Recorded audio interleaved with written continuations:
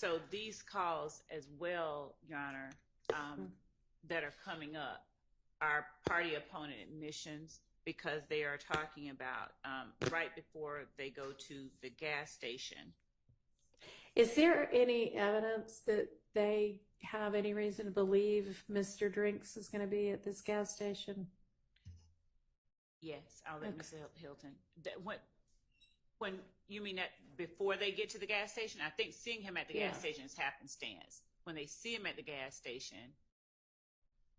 Okay. So I mean, I'm wondering, maybe there's something more going on here, but if they're just talking about meeting up. No, Your Honor, I don't believe, we don't have any evidence to show that they knew prior to going to the gas station that he was at the gas station. I do think that part was happenstance. All right, well, I'll just have to listen to what the content of this call is to see whether this might be. Oh, I'm sorry. Y'all are saying this one's a party opponent, so I'm sorry. Never mind. Scratch what I said. Go ahead. But we do think that they were on the prowl because Mr. Stillwell earlier that morning on March 14th had rented a car from Alamo at the airport and then went and got the car tinted. Okay. And so we do think they were on the prowl, but not that they knew that Mr. Drinks was going to be at the airport. All right, understood. Thank you. Hello? You know where it's at? He said Dirty Glove? Yeah. Yeah, but like, won't get out there with the tell him. I'm saying we can get out the edges literally right now. He just said that. I'm telling you, I promise you we can get out the edges right now. We stay right here. Yeah, come on, bro. Tell Shannon don't be mad at me, bro.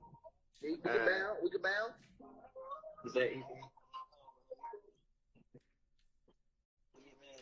yeah, bound.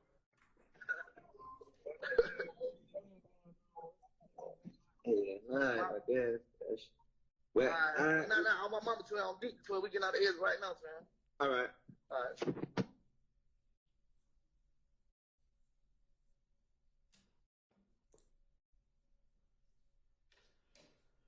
So this is actually, we believe, not even co-conspirator here statements, but this is actually, we believe, evidence of defendant Stillwell's and Garlington's participation in the murder that eventually, the murder of Shymel Drinks. So, wait. My client was not on that call. So if the state's just going to say things like that, I need to know what they're talking about. Your Honor, he is in the call. He's in the background. So when you hear, I believe, the caller, I think maybe DeMarco Boyer saying, tell Shannon don't be mad. Tell Shannon don't be mad. You hear Shannon make a response in the background. So I think him and Garlington are in the car together. The other car is calling him saying, don't be mad. We're going to meet you at the gas station. And Mr. Stillwell says something in the background. All right, let me hear it again. The state's spreadsheet says Garlington on the phone with Nichols. And now we're saying DeMarco Boyer's talking. It's Nichols on the phone, and they're using Boyer's phone. Because Nichols and Boyer and Miles Farley are in one car. And Shannon and Damekion Garlington are in another car. And how would they determine that that's Mr. Nichols? Because when they get to the gas station, we see that it's Nichols, Miles Farley, and then we are able to investigate that this is Boyer, and investigative Everett is familiar with these individuals. So we're saying that is Mr. Nichols on that call? I don't know. Who are we saying because is talking? We believe it's Mr. Nichols. Now, that's using Mr. Boyer's telephone. There's a lot of we believe, and I have little faith in those assertions. In fact, I know those assertions to be incorrect. So You said there's a video from the gas station, right? And does the video from the gas station show who's in what car? We know for sure that we see Mr. Jackson in the two cars, Your Honor, is an Audi and a Ford Fusion, a white Ford Fusion, a white Audi. We do know that Mr. Jackson gets out of the Audi. Who's Mr. Stillwell? Mr. Stillwell, excuse me. And then we know that Mr. Nichols gets out the Ford Fusion, and that Ford Fusion is actually his wife's car. Okay, and do you know, are those the only two people that the video shows getting out, or that you can see in any of the cars? And one other person, Miles Farley, we know that he gets out of the car with Mr. Nichols. Okay, so he's in the Fusion. He's in the Fusion. We do not see Mr. Garlington. He does not get out the car at the gas station, nor do we see Mr. Boyer. He does not get out of the car at the gas station. Okay, but your theory is that Garlington and Boyer are also in the Audi? No, Garlington's in the Audi. We believe Boyer is in the Ford Fusion. Okay, sorry. And you maintain that you can hear Mr. Stillwell at the back responding in the call? Yes, Your Honor, in the background. Yes, it's faint, but you hear him. Can I hear it again? Yes, Your Honor. Hello? Give me that up there. You know where it's at? You said Dirty Glove? Yeah. Yeah, but like, won't get up there with the tongue. I'm saying we can get out the edge literally right now. He just said that. I'm telling you, I promise you, we get out the edge right now. We stay right here. All right, here I come, bro. Tell Shannon don't be mad at me, bro. We can bound. We can bound. He said,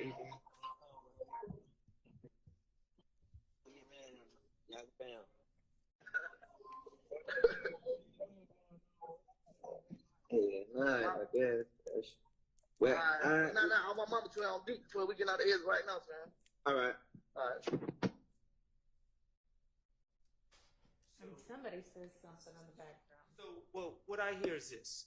I hear Mr. Garlington speaking to someone, and them trying to explain to each other where they are.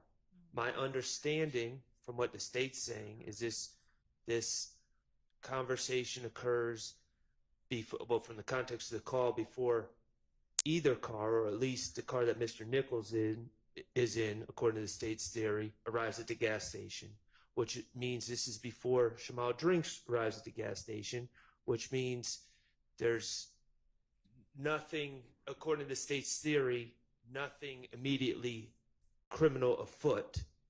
And they're just talking about getting up, and the person alleged to be in the car with Mr. Garlington is Mr. Stillwell. And, I can't really hear what was said in the background, but the context of what was repeated is Mr. Garlington saying, Mr. Stillwell's sick of waiting on you in a friendly way, and hurry up, and then saying, Shannon said, y'all are going to bam, meaning y'all are going to fight when he gets here because you're holding us up, and then them laughing about it. So I don't know what's criminal about any of that, or what's furthering any criminal conspiracy, especially since under the state's theory, Shymel Drinks hasn't even arrived at the gas station. Yeah, no, I don't think there's anything further in any conspiracy here except a conspiracy to meet up at the gas station. So this would not be in under that exception for sure. And I'd also point out, Judge, that it shows the coordination between the two sets of the called and the calling party, and the coordination. So even if you don't take what they're saying as true, the call itself is evidence of coordinated efforts and communication right leading up to the Shymel Drinks murder. Okay, So but it has y'all a are saying non-hearsay it was purpose as entirely well. just luck or bad luck for Mr. Drinks that they happened to find him here. So while there may have been a plan afoot to, when we see the enemy, we kill them,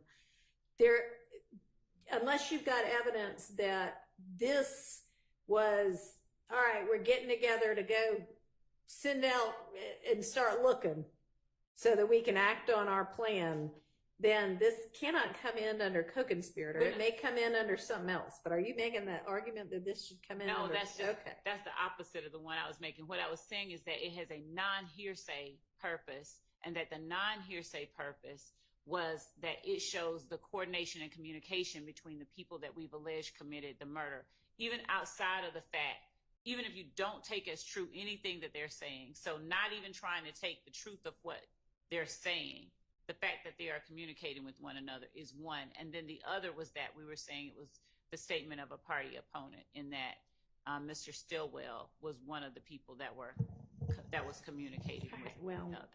I mean, we can't hear what any of those communications are. So I don't hear anything coming in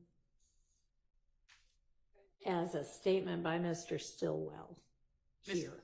If Your Honor could allow us one more comment on that. No, I was just going to say, Your Honor, we agree. We don't think it's a co-conspirator thing, but it is evidence of the events leading up to the murder of Shymel Drinks. And so we believe it can come in as we're not offering it for the truth of the matter asserted that he was getting off the exit at the time that he says he's getting off the exit, but simply, like Ms. Love just said, to show they are the series of events that occur right before the murder. The in communication to meet up at the gas station, you're going to see that they meet up at the gas station. Then a call that's coming up next is when DeMarco Boyer calls Damekion Garlington and tells him get on FaceTime. And we believe that is when the plan happens to kill Shymel Drinks. And that's the next call. Does the video show the Audi's already there and then the Fusion pulls up? Yes, but it doesn't, again, because of the video, we are not aware of DeMarco Boyer being in the car prior to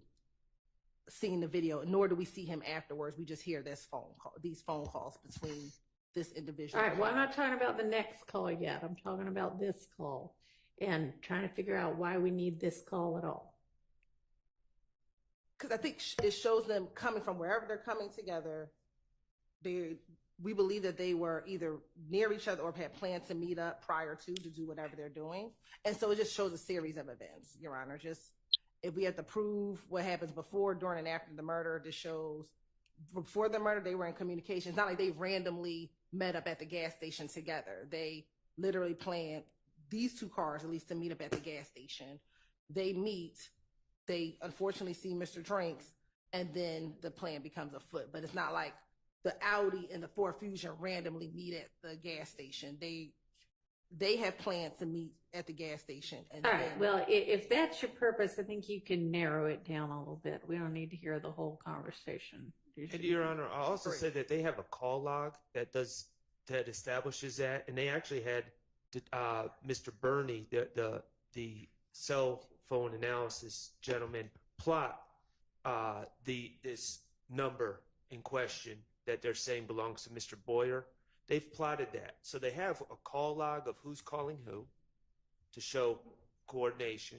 Okay. And they have the plot of where the phone was at times that it was used and who was calling who. So the coordination, they don't need the contents of the phone call to show coordination. Yeah, but I would believe that the defense will argue, we don't know what they were meeting. We don't know what they're meeting up for, but now the jurors can hear. We still don't know what they're meeting up for at this point in time. But it's still just a series of events that lead up to the murder. These two cars and the individuals in these cars have some type of relationship. If you want to use the little tiny part that's we're getting off the exit right now, that's fine. But we don't need all of it. I mean, it just... And who's going to identify the voice? Because it's not Mr. Nichols on that call. Yeah, and we'll lay the foundation as to the call and where it comes from on the wiretap. Well, if I'm admitting it as an admission by a party opponent, then it needs to be one of these people on trial right now. So if you can't establish that it's Mr. Nichols, that's problematic. We will... Well, if we're offering it to show that they were, not that they were getting off the gas at the gas, and that's the hearsay, that we would need to, what we're saying is they were meeting up they were on their way to the gas station, not that we're getting off right now. That would be offering for the truth of the matter asserted, which would be the hearsay. Which would need an exception.